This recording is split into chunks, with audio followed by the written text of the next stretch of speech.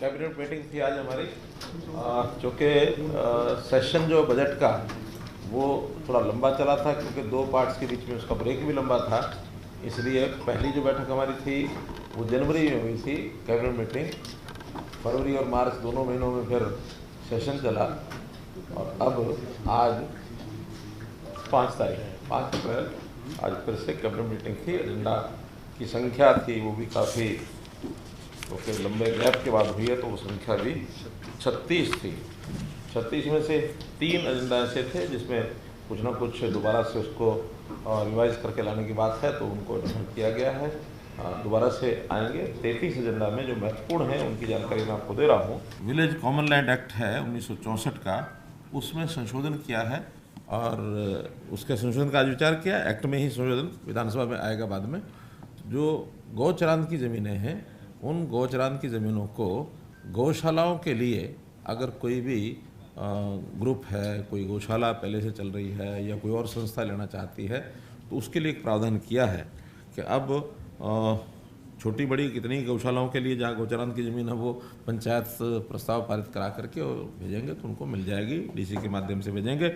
प्रति 1000 गौओं के पीछे 7.5 एकड़ का एक शेड के लिए और 15 एकड़ गौचरान चारे के लिए।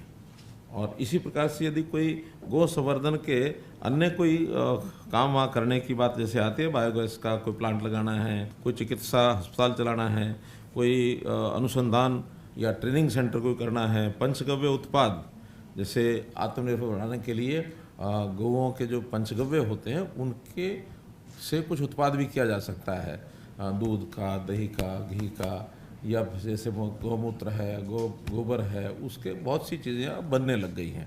तो इस प्रकार से उसके लिए भी उनको स्थान उपलब्ध कराया जाएगा 2 एकड़।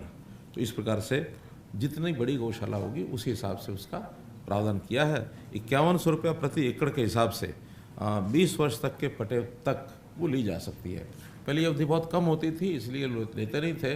कम अवधि के बाद फिर पंचायतें नोटिस निकालती थी, खाली करो दोबारा ऑक्शन करेंगे, ये वो ऐसा नहीं।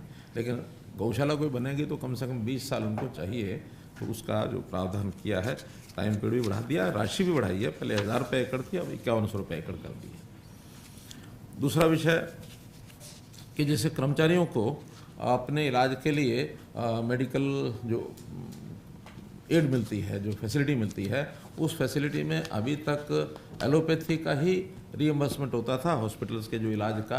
अब उसमें आयुष पद्धति से भी अगर कोई इलाज कराएंगे उसका भी रीइंबर्समेंट का पैसा उनको मिलेगा। इससे आयुष को भी प्रमोट होगा और आयुष के साथ जो पद्धतियाँ होती हैं वो बहुत कई बार कारगर होती हैं।